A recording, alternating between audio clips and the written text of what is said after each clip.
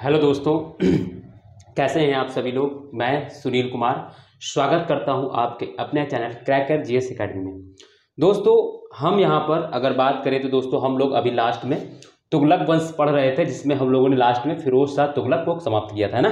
तो यानी हम लोग दिल्ली सल्तनत के अंतर्गत जो वंश आते हैं, जिनमें हम लोग देखते हैं गुलाम वंश है, खिलजी वंश है, देन आता है इसके बाद फिर तुगलक वंश, फिर इसके बाद सैयद वंश, एंड देन हम फिर पढ़ते हैं कौन सा दोस्तों, लोधी वंश। तो ये 5 वंश आते हैं जो दिल्ली सल्तनत के अंतर्गत, जिनमें हम लोगों ने गुलाम वंश एवं खिलजी वंश को कर लिया है। और दोस्तों लास्ट क्लास में हमने क्या किया है, लास्ट 3 क्लासेस मैंने की थी। पहले मैंने आपको फिर क्या कहते हैं कि इसको गयासुद्दीन तुगलक के बारे में पढ़ाया, फिर मोहम्मद बिन तुगलक के बारे में पढ़ाया, और फिर फिरोज शाह तुगलक के बारे में पढ़ाया।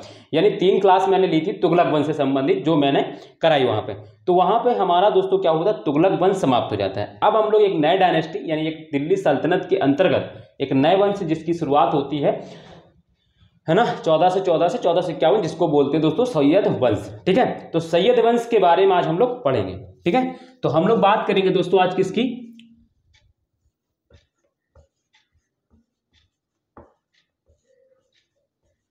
सैयद वंश। ठीक है, सैयद वंश के बारे में आज हम लोग चर्चा करेंगे और हम लोग बहुत डिटेल से इसको पढ़ेंगे। तो दोस्तों जैसा कि हम लोग क्या है कि हमने जैसे देखो, अब सैयद वंश पढ़ने से पहले क्या है कि हमें इसकी कुछ पृष्ठभूमि पढ़नी होगी। क्यों? क्योंकि जब तुगलक वंश का जब विघटन हुआ, या कह लो एक तरीके से जब फिरोज शाह तुगलक की जब डेथ हुई तो 1388 में, इसके बाद क्या हुआ कि तुगलक वंश जो है वो विघटन की ओर चला गया। विघटन की ओर इस क्रम में गया कि उस जो जैसे कि अगर हम बात करें तो उसकी जो साम्राज्य की सीमा है वो सिकुड़ती चली गई। जैसे कि अगर हम बात करें कि जब तुगलक वंश की जब सत्ता स्थापित हुई थी, तब गयासुद्दीन तुगलक उत्तर भारतीय कुछ क्षेत्र में शासन स्थापित किया था, जहां पे दिल्ली जहां पे अलाउद्दीन खिलजी का साम्राज्य था। ठीक है, प्रत्यक्ष नियंत्रण था।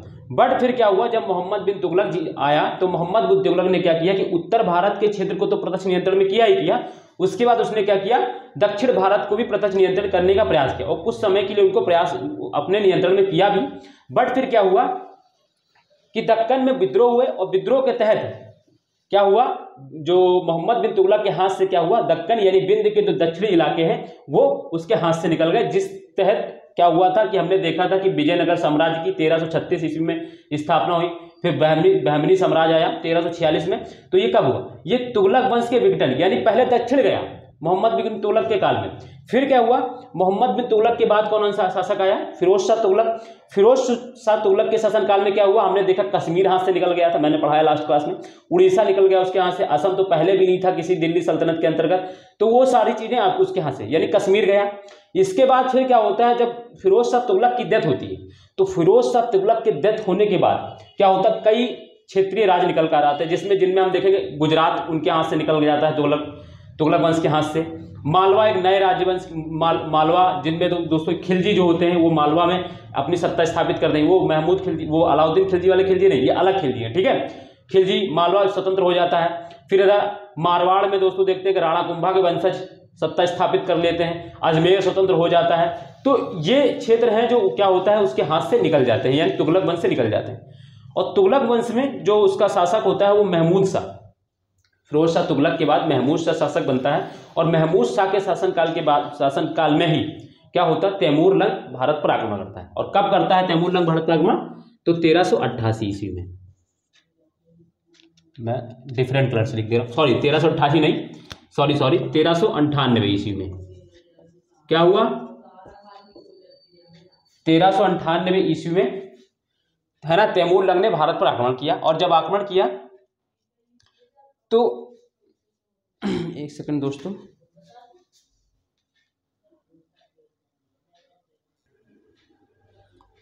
सॉरी फॉर डिस्टर्बेंस दोस्तों, क्योंकि थोड़ा आवाज आ रही है तो मैं गेट बंद करने गया था। ठीक है, तो इस वजह से तो 1398 ईस्वी में क्या हुआ, तैमूर लंग ने भारत पर आक्रमण किया।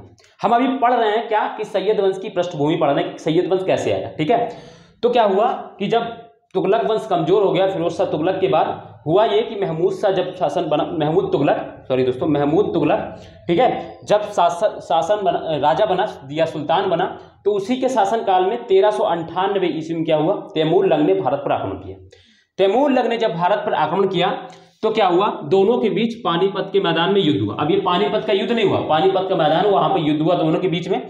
और इसमें क्या हुआ, तैमूर लंग ने क्या हुआ, किसको, इसको हरा दिया, क्या कहते हैं, महमूद तुगलक को हरा दिया। और महमूद तुगलक क्या हुआ, भागकर कहां चला गया, गुजरात, भागकर चला गया दोस्तों गुजरात। तो वहां से दोस्तों महमूद तुगलक चला गया गुजरात। और इसने क्या किया, जो तैमूर लंग है ये तो भारत में लूट के उद्देश्य से आया था, और ये भारत में मुल्तान से घुसते ही दोस्तों इसने कई क्षेत्रों को लूटते हुए दिल्ली में घुसा, महमूद तुगलक को हराया। और क्या हुआ, महमूद तुगलक जब दिल्ली भाग गए तो इसने गुजरात भाग गए तो इसने भरपूर मात्रा में जितना मन चाहा दिल्ली को लूटा खसोटा, कई लोगों की निर्मम हत्या की। और दोस्तों ये क्योंकि जो तैमूर लंग के बारे में कहा जाता है कि जो चंगेज खां था उसके बाद सबसे ज्यादा हत्या करने का रिकॉर्ड इसी के पास है, बहुत ज्यादा इसने, है ना, कहा जाता है कि इसने लगभग 1 करोड़ लोगों को मौत के घाट उतारा था। अब ये इतिहासकार कहते हैं, पता नहीं कितना सत्य है कितना नहीं सत्य है, कहा जाता है कि जब ये लोगों को मार देता था तो मारने के बाद क्या होता, उनकी खोपड़ियों का दीवार बना दिया था, जो सर होता है उसका दीवार बना देता था। अब ये कितना सत्य है कितना नहीं सत्य है ये अलग की बात है, बट ये था कि इसने दिल्ली को भरपूर लूटा, कई लोगों को बहुत मारा, ठीक है। और जब ये मारता काटता था उसमें धर्म नहीं देखता था, ये कोई हिंदू है या मुस्लिम है, कोई जो भी रास्ते में विद्रोही आता था उसको वो काट देता था या मारता था, ठीक है। तो ये सारी चीज जानना है। तो जब महमूद तुगलक दिल्ली भाग गए, सॉरी दोस्तों गुजरात भाग गए दिल्ली छोड़कर, और इसने भरपूर लूटा, और ये जब क्या किया, भरपूर लूटा इसको, और फिर ये लौट के चला गया अपने, है ना, मध्य एशिया में, है ना, मध्य एशिया और में इलाके में अपने क्षेत्र में वापस चला गया। वापस जाते समय इसने क्या किया था कि इसने जो खिज्र खां है, क्योंकि खिज्र खां जो पहले था वो महमूद शाह जो तुगलक है उसका दोस्तों पंजाब में सूबेदार था, और खिज्र खां ने ही क्या किया था, तैमूर लंग को भारत पर आक्रमण करने के लिए क्या किया था, बुलाया था, आमंत्रित किया था, ठीक है। और जब तैमूर लंग ने भारत पर आक्रमण किया, लूटा, तो क्या हुआ, लूटने के पश्चात उसने क्या कर दिया, जो खिज्र खां है जो उसका विश्वास पात्र बन गया था, क्योंकि जब उसने लूटने के लिए बुलाया था तो उसने क्या किया, मुल्तान वाले इलाके में, मुल्तान दिवालपुर ऐसे करके कुछ क्षेत्र हैं, उधर क्या हुआ, उसको सूबेदार, अपने राज्य का सूबेदार नियुक्त कर दिया, ठीक है। तो ये क्षेत्र, और उस वहां पे अपने पुत्र को भी बैठा दिया था तैमूर लंग ने।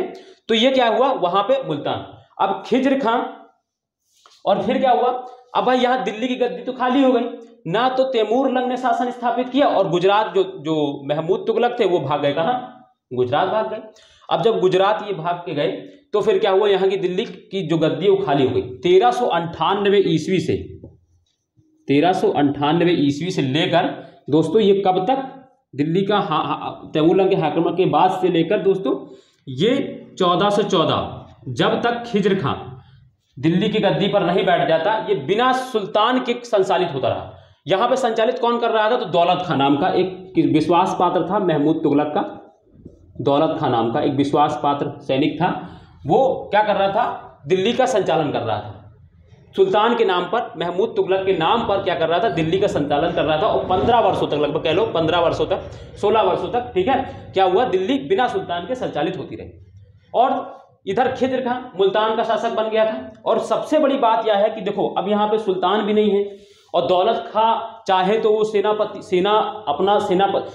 क्या है कि राजा को साइड करके खुद सुल्तान बन जाए दिल्ली का। इधर खिज्र खां भी चाहे तो दिल्ली पर आक्रमण करके और क्या करे, सुल्तान बन जाए, बट कोई नहीं बना। रीजन ये था क्योंकि तैमूर लंग का दोबारा आक्रमण होने का भय था, क्योंकि दौलत खां सोच रहा था कि अगर हम दिल्ली पे कहीं बैठे तो ऐसा ना हो कि तैमूर लंग फिर से आके हमें और दिल्ली पर आक्रमण कर दे और फिर हमें मार ही दे। इससे बढ़िया तो क्या है कि जो बने हैं वो बने रहो।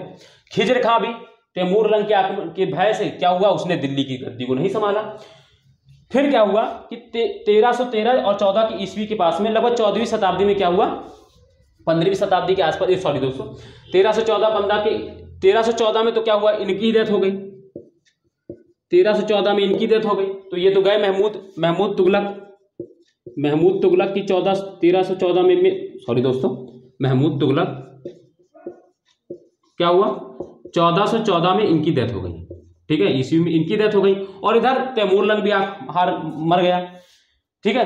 तो फिर क्या हुआ, फिर जो मुल्तान पर जो खिज्र खां था शासन कर रहा था, उसने क्या किया, दिल्ली पर आक्रमण किया और दिल्ली को अपने कब्जे में ले लिया, और वहां क्या किया, वहां अपना शासन स्थापित कर लिया। बट यहाँ पे एक चीज याद रखना, तो अब इस तरीके से क्या हो जाती है, जो सैयद वंश की स्थापना हो जाती है। तो सैयद वंश की स्थापना किसने की थी? तो खिज्र खान ने। और खिज्र का कौन था? तो तैमूर लंग का प्रतिनिधि था। बट उससे पहले वो कौन था? महमूद तुगलक का सूबेदार। किस क्षेत्र का? पंजाब का। तो ये उसकी पृष्ठभूमि है, मैं वहां पे लिखाऊंगा भी, ठीक है।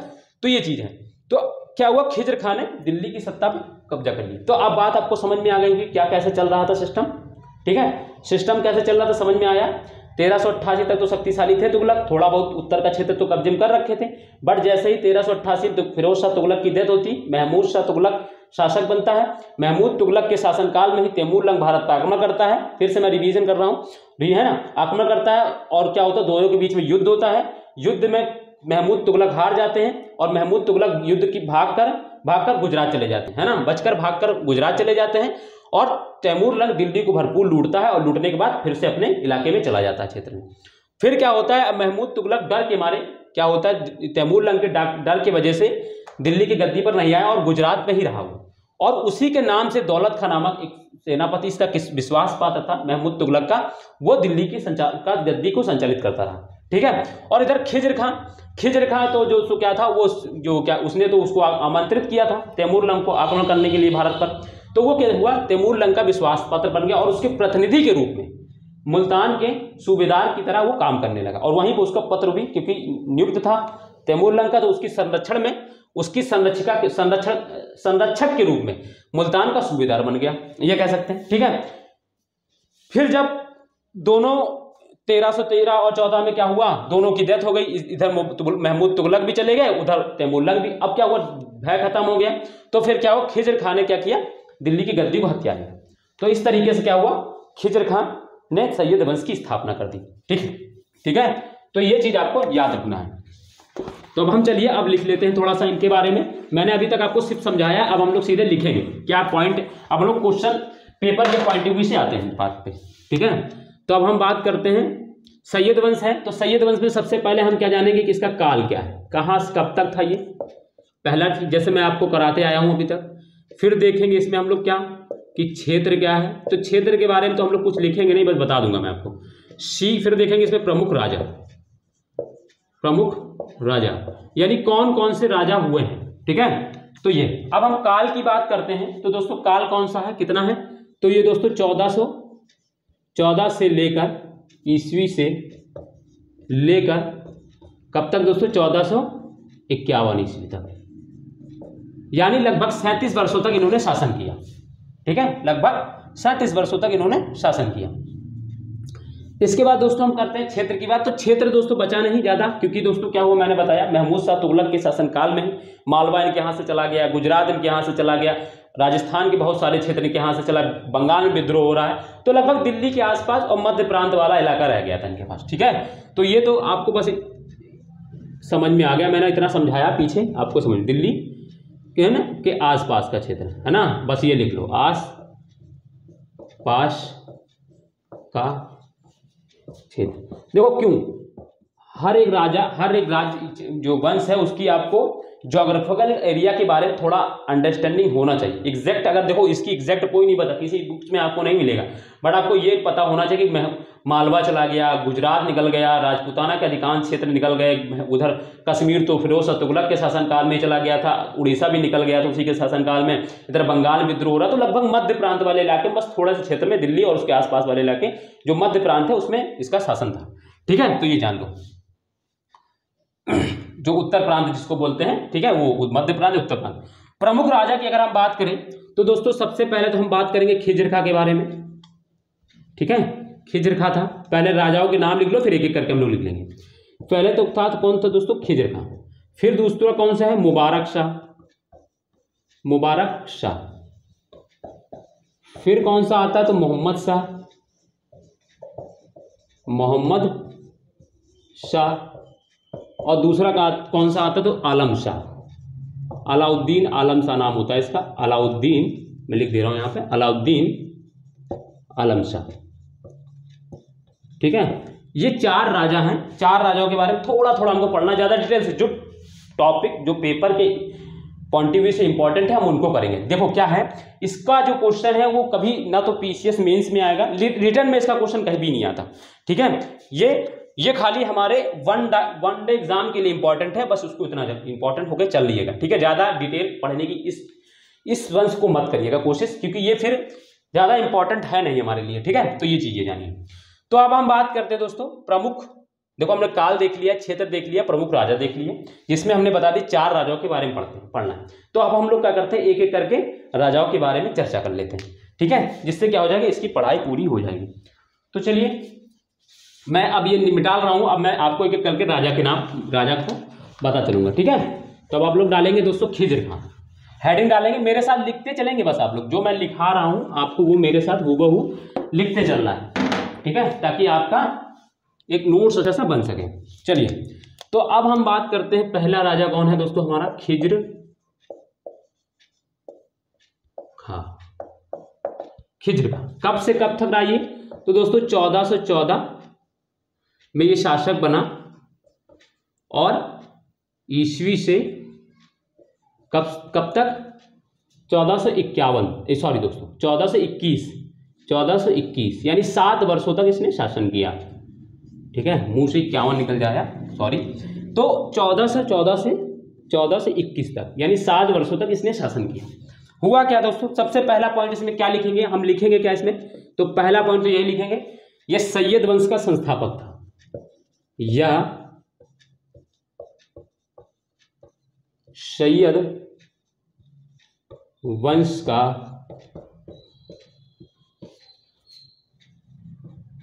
संस्थापक था, ठीक है, पहला पॉइंट ये। फिर दूसरा क्या है, इसने रैयत आला, ये है याद रखना, रैयत आले कौन उपाधि लेते थे, तो याद रखना सैयद वंशी लोग जो थे या तैमूर के जो वंशज थे वो भी रैयत आला की उपाधि लेते थे, रैयत आला, इसको अंडरलाइन कर लेना या डिफरेंट कलर से लिख लेना, इसने रैयत आला की उपाधि ली। अरे इसने ली क्या, इसको तैमूर रंग ने उपाधि दे दी थी, तो वही रैयत आला नामक इसकी उपाधि थी, ठीक है। तो ये इसने रैयत आला की उपाधि ली, ठीक है, ये याद रखना है। तीसरा पॉइंट इसके बारे में लिखना है, दिल्ली की गद्दी पर बैठने के बाद भी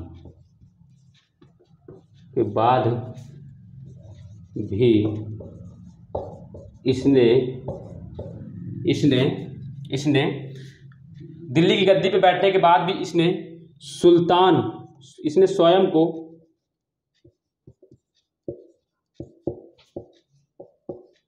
सुल्तान नहीं घोषित नहीं किया, सुल्तान घोषित नहीं किया, नहीं यानी इसने स्वयं को सुल्तान नहीं कहा, इसने स्वयं को सुल्तान, दिल्ली की गद्दी पे बैठने के बाद भी इसने स्वयं को सुल्तान घोषित नहीं किया या नहीं कहा, ठीक है। तो इसने अपने को सुल्तान नहीं कहा, बस एक दिल्ली के वारिस की तरह उसने स्वयं को माना और उस गद्दी का संचालन करता था, ठीक है। ये चीज आपको याद रखना पॉइंट, क्योंकि पूछा यह जा सकता है कि सैयद वंश के किस शासक ने पहली बार स्वयं को दिल्ली का सुल्तान घोषित किया था, तो उसमें खिज्र का भी होगा, उसमें मुबारक शाह भी होगा, उसमें मोहम्मद शाह भी होगा, उसमें आलम शाह भी होगा। तो आपको याद रखना कि खिज्र खां ने नहीं किया था, खिज्र खां का जो पुत्र था मोहम्मद शाह, उसने मुबारक शाह, उसने स्वयं को सुल्तान घोषित किया था सैयद वंश के अंतर्गत। तो ये इंपॉर्टेंट हो जाता है पॉइंट के हिसाब से, ठीक है। तो ये हो सकता है आपके। तीसरा तो ये होगा, दिल्ली की गद्दी पर बैठने के बाद भी इसने स्वयं को सुल्तान घोषित नहीं किया, या सैयद वंश का संस्थापक था। इतनी चीजें आपको क्लियर हो गई होगी, ठीक है। तो दोस्तों ठीक, तो अब ये क्लियर है ना, तो ये क्लियर है आपको इतनी चीजें, तो मैं इसको फिर मिटा लूंगा। इसमें 3 ही पॉइंट आपको याद रखना है। पहली, ये सैयद वंश का संस्थापक था, इसने रैयत आला की उपाधि ली, दिल्ली की गद्दी पर बैठने के बाद इस बाद भी इसने स्वयं को सुल्तान घोषित नहीं किया, और इसने खुतबा भी नहीं पढ़वाया। जैसे क्या होते थे, दिल्ली के सुल्तान अपने नाम खुतबा पढ़वाते थे, इसने खुतबा भी नहीं पढ़वाया। ये सारे काम कौन करता है, इसका पुत्र मुबारक शाह करवाता है, ठीक है। तो ये चीज हो गई इसके बारे में, ठीक। तो मैं इसको मिटा रहा हूँ। अब ये खिज्र खां की बात हो गई, ठीक है। इंपॉर्टेंट चीजें लिखना है हमको, ज्यादा डिटेल में नहीं जाना, क्योंकि इस वंश के बारे में ज्यादा पढ़ने का मतलब भी नहीं है और ज्यादा पूछा भी नहीं जाता इस वंश से संबंधित। ठीक है, ये याद रखना है। इसमें बहुत सारा क्वेश्चन आप देखेंगे तो सीधे यही पूछाएगा कि सैयद वंश का संस्थापक कौन था, बस, या कौन थे जो रैयत आले की उपाधि लेते थे, तो सैयद, ये याद रखना है बस आपको। या किसने ली थी पहली बार, तो खिज्र खान ने। ठीक है, तो ये चीज। अब दूसरा शासक की अगर हम बात करें तो वो कौन है दोस्तों, तो वो है मुबारक शाह। मुबारक शाह, ये कब से कब रहा, तो ये 1414 से 1421 से 1434 तक। ठीक है, देखो मैं लिख दे रहा हूं, आपको याद करना नहीं, दिमाग में नहीं लग जोर डालना है कि कितने, बस आपको क्रम याद रखना है कि खिजर खां के बाद मुबारक शाह आया। डेट आपको नहीं याद रखनी, डेट लिख लीजिए, आपको याद हो जाए तो ठीक, नहीं हो तो भी ठीक है। ठीक है, डेट के पीछे मत परेशान होइएगा, डेट याद करने की कोई जरूरत नहीं है, वो मैं लिख दे रहा हूं ताकि कभी क्या होता है, मान लीजिए आप पढ़ रहे हैं तो आपको पता भी हो रहा है कि थोड़ा सा बस आपको, बट याद मत करिएगा, उसको देख लीजिएगा सरसरी नजर में। ठीक है, तो ये इसके बारे में क्या है, इसके बारे में क्या है, तो इसके बारे में ये जानना है। इसके बारे में पहला पॉइंट, मैं कलर चेंज कर लूँ पेपर का, उसका पेन का, क्योंकि ये है ना, यह सैयद वंश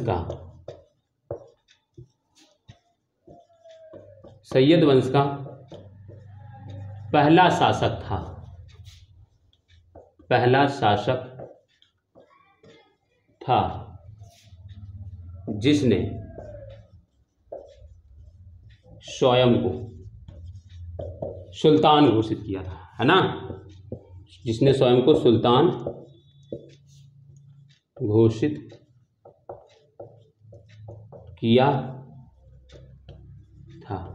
ये बात हो गई। मैंने बताया था कि खिज्र खान ने दिल्ली की गद्दी पर आसीन तो हो गया था वो, बट उसने क्या किया था, उसने स्वयं को सुल्तान घोषित नहीं किया था, खुतबे नहीं पढ़वाता था। ठीक है, बट इसका जो पुत्र था मुबारक शाह, उसने क्या किया, स्वयं को सुल्तान घोषित किया था। ठीक है, तो ये याद रखना कि यह सैयद वंश का पहला शासक था जिसने स्वयं को सुल्तान को सुल्तान घोषित, उधर नहीं दिख रहा हो तो मैं उसको मिटा दे रहा हूं, इधर लिख दे रहा हूं। ठीक है, स्वयं को सुल्तान घोषित किया था। तो ये चीज आपको क्लियरली समझ में आ गई होगी, कोई दिक्कत नहीं होगी। पहला पॉइंट तो ये है। इसके बारे में दूसरा पॉइंट क्या है, दूसरा पॉइंट यह है, किसने यमुना नदी के किनारे, यमुना नदी के किनारे मुबारकाबाद, अपने नाम से ही एक नगर बनवा दिया, मुबारकाबाद नगर की स्थापना की। मुबारकाबाद नगर,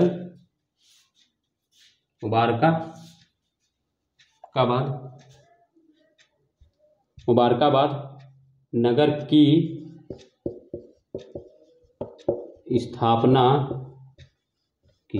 ठीक है, ये चीज याद होगी, पता है ना, मतलब इसने यमुना नदी किनारे मुबारकाबाद नामक नगर की स्थापना की। ठीक है, ये चीज है। तीसरा याद रखना है इसके बारे में एक चीज और, यह इसने, ये लिखो, इसने हिंदुओं के प्रति उदार नीति अपनाई। ठीक है, बस लिख लो, ज्यादा डिटेल में नहीं जाना। मैंने क्या बताया, इसने हिंदुओं के प्रति उदार नीति अपनाई। ठीक है, चौथा क्या है, प्रसिद्ध इतिहासकार लिखना है, बहुत इंपॉर्टेंट है। प्रसिद्ध इतिहासकार जो, ठीक है, प्रसिद्ध इतिहासकार यहिया बिन अहमद सरहिंदी का पूरा नाम था यहिया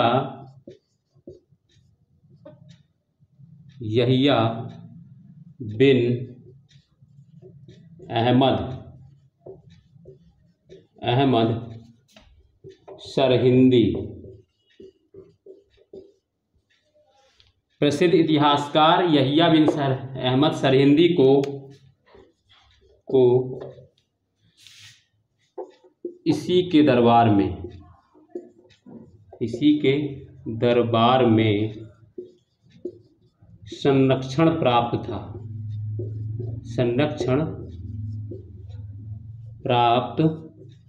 था। ठीक है। अब बात आती है तो यह्या बिन आए हैं, तो यह्या बिन मतलब एक सरिंदी नामक इतिहासकार थे, ठीक है, जिनको इनके दरबार में संरक्षण मिला। तो पूछा जाता है कि यह्या बिन जो सरहिंदी हैं, ये सरहिंदी को किस दिल्ली सल्तनत के किस शासक के काल में उसको संरक्षण प्राप्त था। तो याद रखना है सैयद वंश के मुबारक शाह के शासनकाल में। ठीक है। और इन्होंने क्या किया था, एक पुस्तक लिखी थी, फिर तारीख ए मुबारक शाही, तारीख ए मुबारक शाही, तारीख ए मुबारक शाही नामक इन्होंने पुस्तक की रचना की थी। ठीक है, तारीख ए मुबारक शाही। और ये पुस्तक जो थी वो किस भाषा में थी, तो ये दोस्तों फारसी भाषा में थी। किस भाषा में, तो फारसी भाषा में। ठीक है, किस भाषा में, तो फारसी भाषा में पुस्तक थी इनकी। ठीक है, ये इनके बारे में आपको पता होना चाहिए इतना। ठीक है। और ये एक पॉइंट इसमें और लिख लीजिए, आप एक पॉइंट और लिख लीजिए, पांचवा पॉइंट ये है इनके बारे में कि यह सैयद वंश का सबसे योग्य शासक था, या सैयद वंश का सबसे योग्य शासक था। ठीक है, सबसे योग्य शासक था। ठीक है, ये इतना, बस इसके बारे में इतना मैं बता दूं। जैसे प्रसिद्ध इतिहासकार यह्या बिन अहमद सरहिंदी को इसी के दरबार में संरक्षण प्राप्त था। मतलब दोस्तों क्या है, एक जो तारीख मुबारक शाही है, ये मुबारक शाह, सैयद वंश के मुबारक शाह या सैयद वंश की जानकारी का एक स्रोत भी है, तारीख मुबारक शाही। ठीक है, जिसके रचनाकार कौन है, सरहिंदी। याद रखना, ये बहुत इंपॉर्टेंट है। ठीक है, तो इसको लिख लीजिए, लिखिए फटाक से, मैं इसको मिटा लूं, फिर आप लोग फटाफट लिखिए 1 मिनट के अंदर।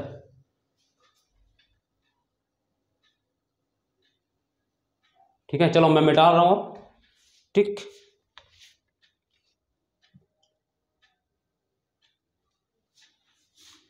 ये मुबारक का होगा। ठीक है, मुबारक का होगा। ठीक है, चलिए डस्टर कहाँ रखा, ये, चलिए हो गया। तो ये हो गया। इसके बाद हम इससे तो मिटाना ही बेकार है, वो कहाँ गया कपड़ा, इससे मिटा देते हैं।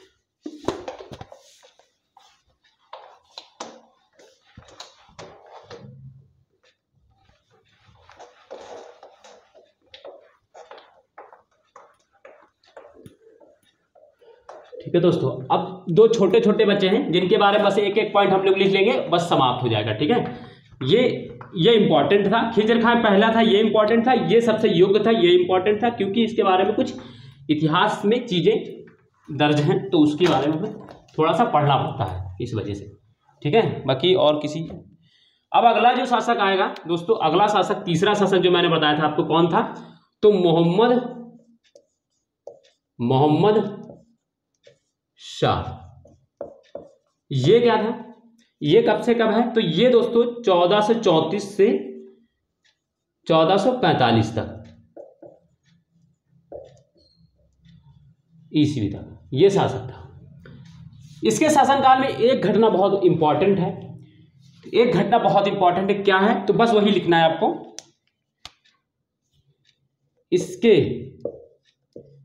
शासनकाल में लिखते चलना है, इसके शासनकाल में दिल्ली पर मालवा के शासक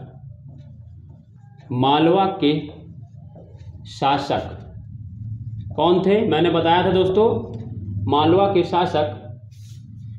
के शासक महमूद खिलजी। मैंने बताया ये वो वाले खिलजी नहीं, अलाउद्दीन खिलजी और नया दूसरे, ये खिलजी, महमूद खिलजी ने इसके शासनकाल में दिल्ली पर इसके शासनकाल में दिल्ली पर मालवा के शासक महमूद खिलजी ने आक्रमण किया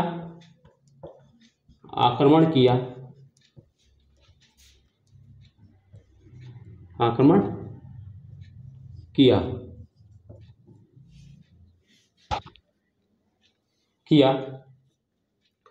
इसी आक्रमण किया। अब देखो आक्रमण किया, मैं थोड़ा समझा देता हूं उसको। क्या हुआ, जब इस पर महमूद खिलजी ने जब इस पर आक्रमण किया दिल्ली पर, तो इसने क्या किया, जो बहलोल लोदी, जो लोदी वंश का संस्थापक भी, उसको अपनी सहायता के लिए बुलाया कि हमारी सहायता करिए, है ना। तो आक्रमण किया, और आक्रमण किया इसी, ये ऐसे मत लिखो, ऐसे मत लिखो, इसको पॉइंट बनाते हैं। क्या किया, सेशन में आक्रमण किया जिसमें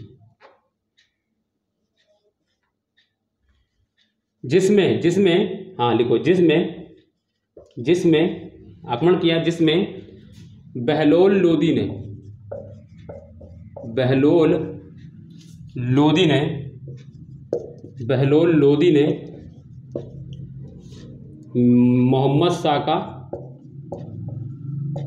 मोहम्मद शाह की सहायता की, ठीक है। और क्या हुआ, सहायता की, और क्या हुआ, महमूद खिलजी का जो आक्रमण है वो विफल हो गया, ठीक है। उसको मतलब उसमें विफल हो गया, महमूद शाह खिलजी जो है, महमूद खिलजी का आक्रमण सफल नहीं हो पाया, विफल हो गया, ठीक है। तो ये बात याद रखना। तो यहां से ये बात इंपॉर्टेंट आती है कि महमूद शाह में किस काल में बहलोल लोदी का एक थोड़ा सा दिखाई पड़ता है, और यहीं से धीरे धीरे बहलोल लोदी क्या होता है, धीरे धीरे शक्तिशाली होता चला जाता है। और आलम शाह के आते आते, अब देखो कितना टाइम रहता है, 45 के बाद क्या होता है, ये जो आक्रमण होता है ये 34, 35, 36 के आसपास होता है। और इसके बाद धीरे धीरे क्या होता है, बहलोल की भूमिका दिल्ली सल्तनत में बढ़ती जाती है। और धीरे धीरे क्या होता है, बहलोल लोदी जैसे ही मोहम्मद शाह मरता है, मोहम्मद शाह के मरने के मात्र 6 साल बाद ही क्या होता है, आलम शाह जब शासक बनता है, आलम शाह के शासनकाल में 6 वर्ष शासन करता है। उसके बाद 1451 में क्या करता है, आलम शाह को हरा देता है, उसको भगा देता है वहां से दिल्ली से, और फिर क्या करता है, स्वयं दिल्ली पर स्थापित हो जाता है, काबिज हो जाता है, ठीक है। तो ये बात हो गई, ये हो गई, बस इसके बारे में इतना बस, ठीक है। तो मैंने इसलिए दिखाया क्योंकि यहाँ पे एक तो दूसरी बात तो यह कि महमूद खिलजी का आक्रमण को वो इंपॉर्टेंट पॉइंट था। दूसरा हमने बताया कि बहलोल लोदी यहां से अस्तित्व में आ गया, ठीक है। तो ये चीज है। अब हम बात करते हैं दोस्तों, लास्ट शासक है, बस थोड़ा सा उसमें एक ही पॉइंट जैसे इसमें लिखा हुआ वैसे ही, ठीक है। लास्ट शासक कौन था, मैंने बताया था आपको, लास्ट शासक कौन था दोस्तों, तो अलाउद्दीन आलम शाह।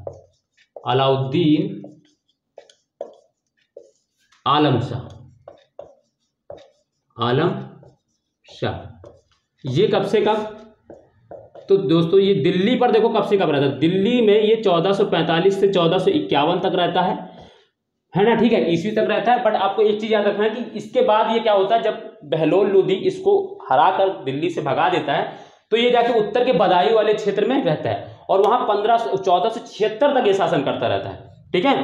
तो ये चीज आपको याद रखना है। हालांकि दिल्ली से क्या हुआ, इस जो तुगलक वंश की जो है क्या, सॉरी दोस्तों, सैयद वंश की समाप्ति हो जाती है, दिल्ली से सैयद वंश की समाप्ति हो जाती है। मगर ये भारत से नहीं, भारत में ये अभी बदायूं के क्षेत्र में शासन करते रहता है, जब तक क्या है, आलम शाह शासन करता रहता है, ठीक है। तो ये चीज में आपको रिमार्केबल है, थोड़ा सा आपको याद रखना है।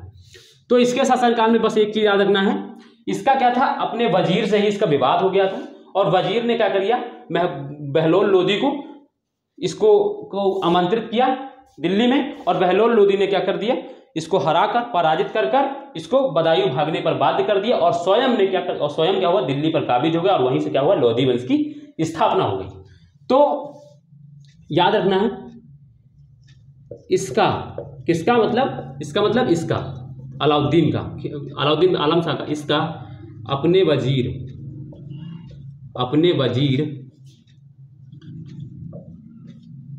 से, अब ये याद हमें वजीर कौन था ये याद करने की जरूरत नहीं, इसका अपने वजीर से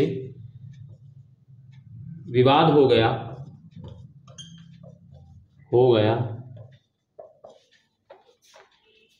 जिसके चलते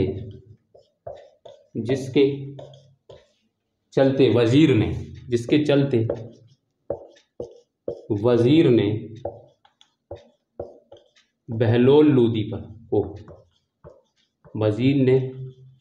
बहलोल लोदी को दिल्ली पर आक्रमण करने के लिए दिल्ली बहलोल लोदी को दिल्ली पर नियंत्रण करने के लिए आमंत्रित किया। दिल्ली पर नियंत्रण करने के लिए आमंत्रित किया।